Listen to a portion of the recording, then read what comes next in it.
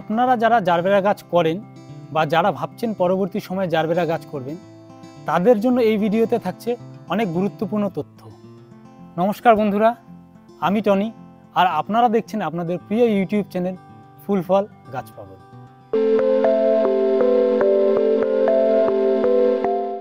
আজ আমি আপনাদের সামনে আলোচনা করব জারবেরা গাছের জন্য মাটি তৈরি, প্রতিস্থাপন ও জারবেরা গাছের সামগ্রিক পরিচর্যার বিষয়গুলো নিয়ে। তাই ভিডিওটি স্কিপ না করে শেষ পর্যন্ত দেখার অনুরোধ রইল। বন্ধুরা দেখুন, গত অক্টোবর মাসের 3 তারিখ আমি এই দুটি জারবেরা গাছ লাগিয়েছিলাম। অল্প কিছুদিনের মধ্যেই এই জারবেরা গাছ দুটি কত পরিমাণে বৃদ্ধি পেয়েছে। তো এই জারবেরা গাছ লাগানোর জন্য আমি কী ধরনের মাটি প্রস্তুত করেছিলাম চলুন দেখে নিই। প্রথমেই বলে রাখি, জারবেরা গাছ কিন্তু টবে অতিরিক্ত জল জমে থাকা একদমই পছন্দ করে না। টবের মাটি যদি অতিরিক্ত জল ধরে রাখে, সেক্ষেত্রে কিন্তু গাছের শিকড় পচে গিয়ে গাছটি মারা যেতে পারে। তো সেই কথা মাথায় রেখে কিন্তু আমাদের এই জারবেরা গাছের জন্য ওয়েল ড্রেন্ড মাটি, অর্থাৎ টবের মাটিতে জল দেওয়ার সাথে সাথে যেন খুব দ্রুত অতিরিক্ত জল বাইরে বেরিয়ে আসে, এই ধরনের মাটি আমাদের প্রস্তুত করতে হবে। তো চলুন এই ধরনের মাটি প্রস্তুত আমরা কিভাবে করব সেটা দেখে নিচ্ছি। দেখুন বন্ধুরা, আমি মাটি তৈরির জন্য এখানটা নিয়ে নিচ্ছি 40% বেলে দোআঁশ মাটি,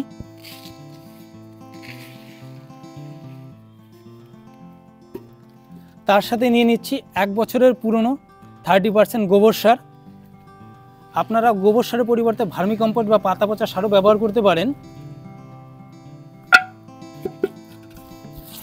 আর তার সাথে নিচ্ছি 30% সাদা মোটা দানার বালি।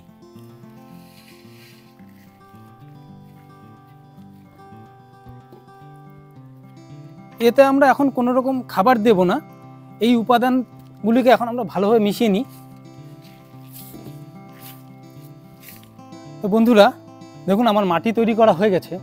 তো এখন এই গাছটিকে আমি লাগিয়ে দেখাচ্ছি।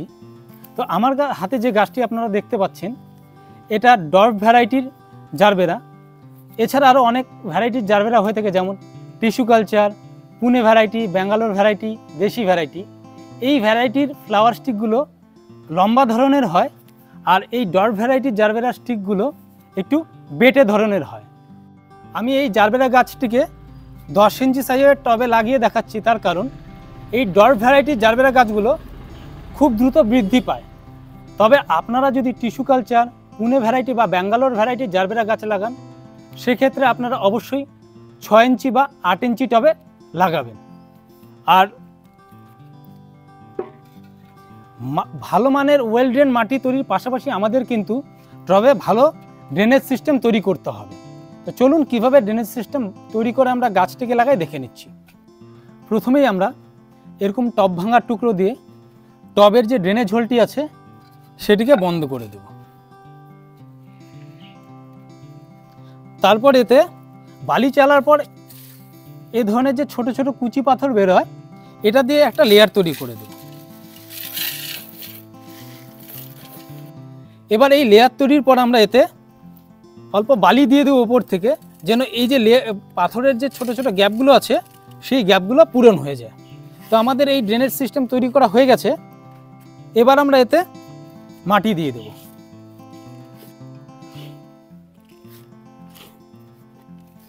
প্রথমে আমরা এরকম প্যাকেটের মধ্যে যে জারবেরা গাছটা রয়েছে তার থেকে আমরা খুব সাবধানে বের করে নেব।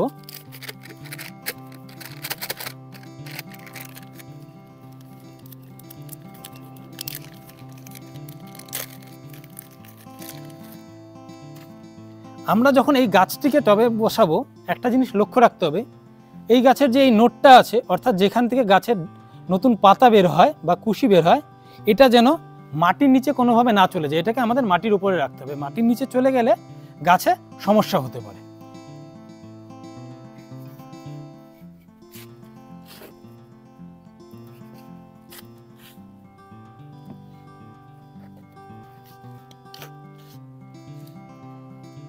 তো আমাদের মাটি দেওয়া হয়ে গেছে। এবার আমরা এরকম একটা লোহার টুকরো বা কোনো বাতার সাহায্যে এই মাটিগুলোকে ভালোভাবে খুঁচিয়ে বসিয়ে দেব।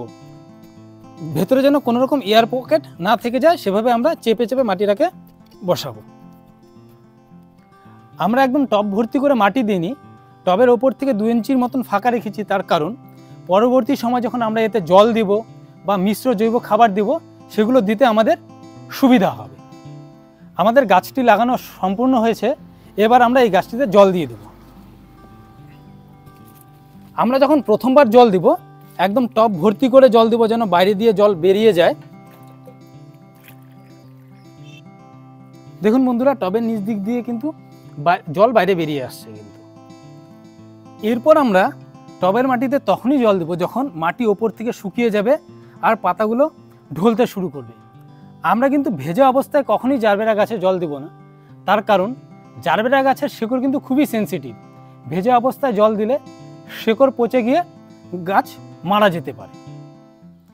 এবার আসছি এই জারবেরা গাছের খাবারের বিষয়গুলো নিয়ে। এই জারবেরা গাছে আমরা খাবার হিসাবে এনপিকে 20-20-20 বা এনপিকে 19-19-19 ব্যবহার করব। এর পাশাপাশি আমরা এনপিকে 0-52-34 ব্যবহার করব। অর্থাৎ প্রথম সপ্তাহে আমরা এনপিকে 20-20-20 বা এনপিকে 19-19-19 ব্যবহার করব, আর দ্বিতীয় সপ্তাহে এনপিকে 0-52-34 ব্যবহার করব। এই দুটো খাবারকে আমরা অল্টারনেট করে ব্যবহার করব। এই খাবারগুলোর পরিমাণ হলো প্রতি লিটার জলে 2 গ্রাম মিশিয়ে টবের মাটিতেও দিতে পারি, আবার ফোলিয়ার স্প্রে করেও আমরা দিতে পারি। এই খাবারগুলোর পাশাপাশি আমাদের একটা ভালো মানের মাইক্রোনিউট্রিয়েন্ট ব্যবহার করতে হবে। সেটা টাটা কোম্পানির সারপ্লাস হতে পারে বা অ্যারিসের অ্যাগ্রোমিন ম্যাক্স হতে পারে।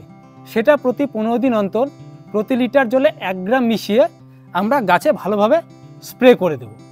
আর প্রতি 10 দিন অন্তর 1 লিটার জলে এপসাম সল্ট অর্থাৎ ম্যাগনেসিয়াম সালফেট প্রতি লিটার জলে 2 গ্রাম মিশিয়ে আমরা টবের মাটির পাশাপাশি আমরা কিন্তু গাছেও ফোলিয়ার স্প্রে হিসেবে দিতে পারি।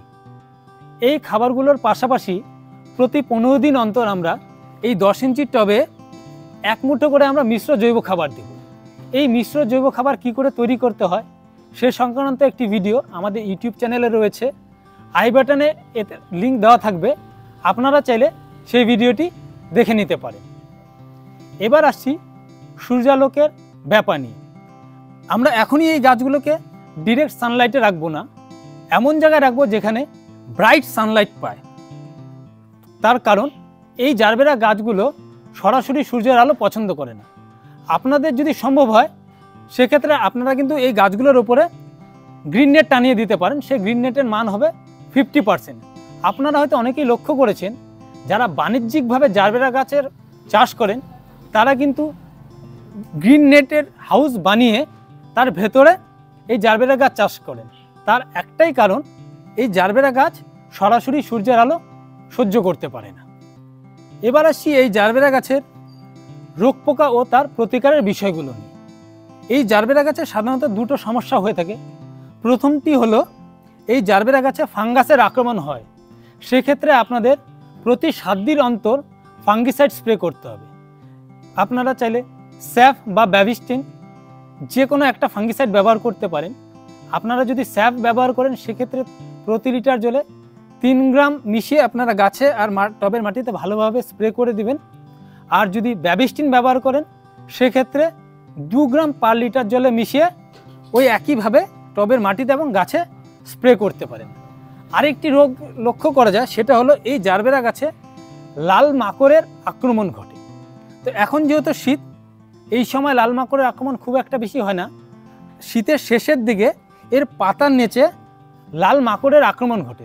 এই লাল মাকড়ের আক্রমণের হাত থেকে গাছকে রক্ষা করতে গেলে আপনারা যে কোনো মাইটিসাইড ব্যবহার করতে পারেন। সেটা ওমাইট হতে পারে, কাকা হতে পারে বা ওভেরন হতে পারে। প্রতি লিটার জলে 1/2 ml মিশিয়ে পাতার নিচে ভালোভাবে স্প্রে করে দেবেন। আপনারা অবশ্যই কিন্তু এই স্প্রেটি হয় খুব সকালের দিকে করবেন, নয়তো পরন্ত বিকেলের দিকে করবেন। ভালোভাবে কিন্তু গাছে স্প্রে করে দেবেন, পাতার নিচে এবং পাতার উপরে ভালো করে স্প্রে করে দেবেন। প্রতি 15 দিন অন্তর একবার করে স্প্রে করবেন, তাহলে লাল মাকড়ের আক্রমণ থেকে গাছগুলোকে রক্ষা করা যাবে। বন্ধুরা, এই ছিল জারবেরা গাছের সামগ্রিক পরিচর্যার বিষয়গুলো। ভিডিওটি যদি আপনাদের ভালো লেগে থাকে তাহলে অবশ্যই লাইক করুন, কমেন্ট করুন, শেয়ার করুন। আর যারা আমাদের চ্যানেলটি নতুন দেখছেন তারা অবশ্যই আমাদের চ্যানেলটিকে সাবস্ক্রাইব করে আমাদের এই ফুলফল গাছ পাগল পরিবারে যুক্ত হন। এই গাছ সংক্রান্ত আরও তথ্যমূলক নতুন নতুন ভিডিও পাওয়ার জন্য ভিডিওটি আজ এখানেই শেষ করছি। ধন্যবাদ।